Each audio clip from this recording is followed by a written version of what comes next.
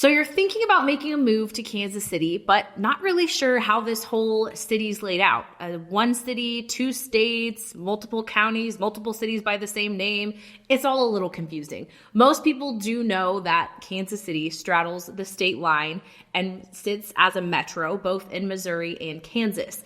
But not everyone knows about all of the surprising features that the area holds. Today, we're going to dive in and break it all down, starting with topography, everything you need to know about the literal lay of the land, cartography, which is a little stretch on my play on words here. We're not making maps, but we're talking maps, explaining how it's laid out and everything you need to know about driving around the metro. And then geography, just kind of the skinny on all the different cities, municipalities, counties, all that good stuff. So after you watch this video, you will be an expert on everything you need to know about the lay of the land here in KC. Let's go.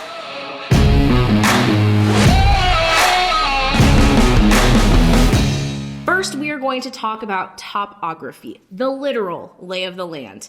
If you are familiar with Kansas at all, you've probably heard that it's flat. The flatlands, people from Kansas that like to hike and run and do things in mountains are called flatlanders because they come from the flatland.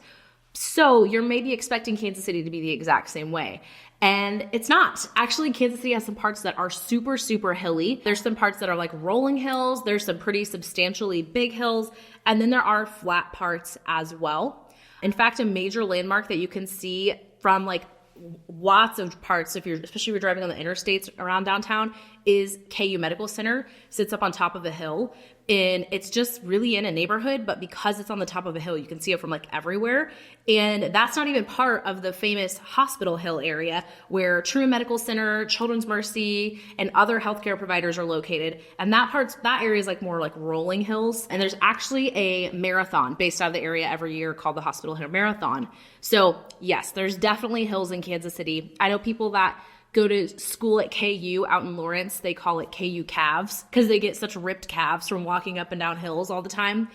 And Kansas City is flat in some areas, but that's because of the way it was developed. It was actually intentionally flattened. So if you're down in the West Bottoms, which is a historic part of Kansas City where they used to ship cows in and out of the city, there's like a bunch of train tracks, and you're like turning towards the city, you're facing up and you can see these huge bluffs that the city sits on. So you can see like, oh, it kind of is on a hill.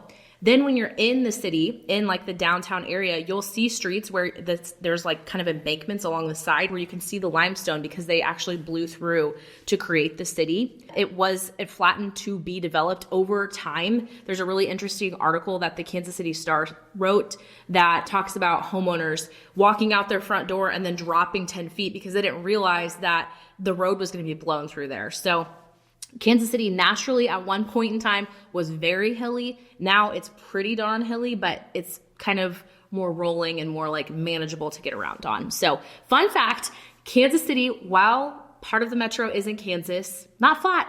Next, we are going to talk cartography, which, yes, is the art of making maps. And no, I am not a map maker. In fact, I am just a girl that uses my GPS every single time I get in my car, whether it is a 2-mile journey or a 35-mile one. So maybe you'll be better at directions than me after I explain to you what I know in my head, but not in my heart when I'm driving, if that makes sense, you know?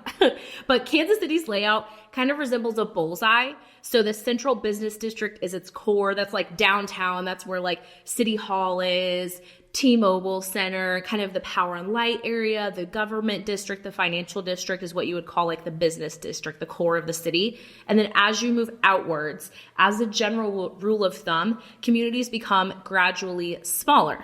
So it offers a blend of like urban conveniences. So even if you live on an outer ring of the metro, you can still get downtown usually within 30 minutes.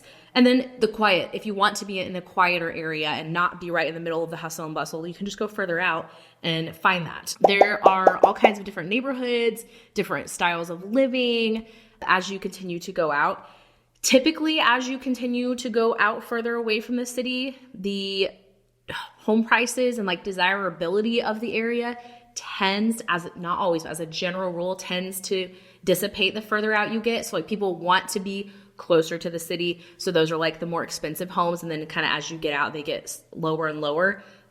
Mostly. There's some exceptions here and there, but that's kind of a rule of thumb. And then like as the metro as a whole is really, I think most people would say anywhere where you can get downtown within 30 minutes or so, most people would consider part of the metro. And that's a really big footprint, obviously. So some driving distances that I think are really important for people to know is that the Kansas City airport is actually kind of located like, I guess if you're looking that way far away from downtown. From the airport to downtown is about a 25-minute drive. So you think you live in downtown Kansas City and you're like, oh, I'm right on top of the Kansas City airport.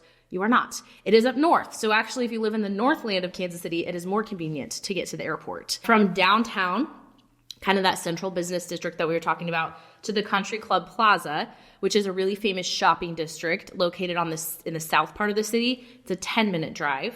And that's on surface streets. That's not a highway drive. Overland Park is the largest and most famous suburb of Kansas City. And from Overland Park to downtown Kansas City is about 16 minutes. And that is, I'm going to say, in good traffic. There's definitely days it takes longer than that. And kind of like going around to show you a different from each like directional suburb. So like that's the west side of the city, kind of a famous one over there. And the southern part of the city, Lee Summit is a popular suburb. That's 26 minutes to downtown. On the east side, Blue Springs is a popular one, 24 minutes from Blue Springs to downtown. And then up north, a popular one is Parkville, 18 minutes from Parkville to downtown. So just to kind of give you a scope of how long it takes to get around the city from one end to the other. Definitely if you're driving from like, say, Olathe to like Oak Grove, like the furthest end to end, it can be over an hour and you're still considered as a part of the Kansas City metro area. So it is a very big footprint. The last thing we'll talk about in getting the lay of the land in Kansas City is geography. So cities, municipalities, what do you need to know about this weird city that is named after one state but sits in the other, and then the whole metro sits in 2 states. Yeah, it's a lot to unpack. Every celebrity that has come here to do a concert has made the mistake of getting on stage and screaming like, "What's up, Kansas?" when they're in Missouri, or vice versa. Just don't do that. So you probably know that Kansas City, Missouri sits in Kansas City, Missouri. Obviously, it sits in Missouri. That's like the main, like Kansas City, the actual city sits in Missouri. It has a really diverse range of housing options. Also has a huge footprint from the southernmost point of KCMO proper to the northernmost point of KCMO proper is like another 25 or 30 minute drive. It is huge. Then you have KCK, Kansas City, Kansas, is a completely separate municipality. It sits on the Kansas side of the state line.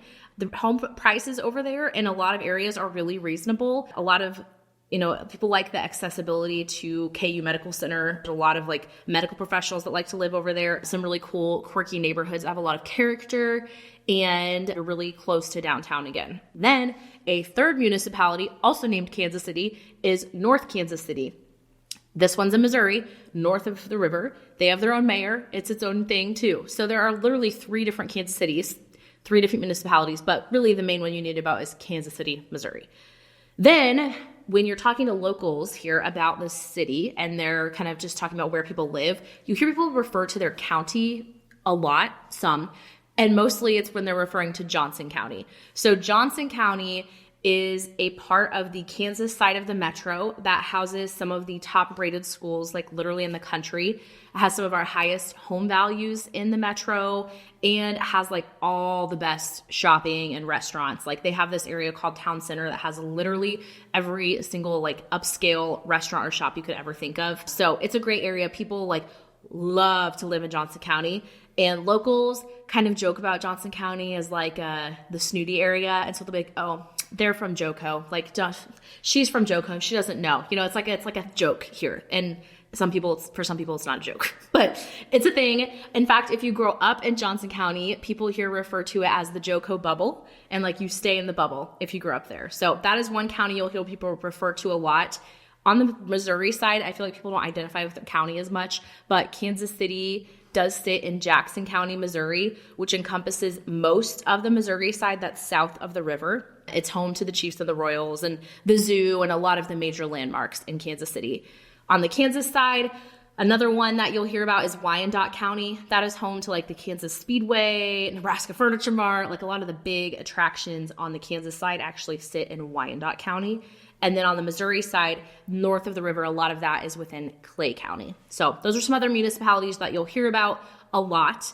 And as you can see, it's a lot to unpack here in Kansas City. We have a lot of moving pieces in terms of our literal topography, lay of the land, the way that our maps are laid out, the geography, the different municipalities. It's a lot to take in. So if you are thinking of moving to Kansas City, don't worry, don't be overwhelmed, don't be stressed. I got you. I love to hop on Zoom with people that are thinking about moving here and really breaking down what makes the most sense for you. What are you looking for? What's your budget? What's your lifestyle? What's your vibe? And finding an area that will feel just like home to you. So hit me up. I'm Rach the Realtor here giving you the scoop on all things Kansas City on YouTube, but you can find me anywhere on the internet at Rach the Realtor KC. I'll see you next time. Bye.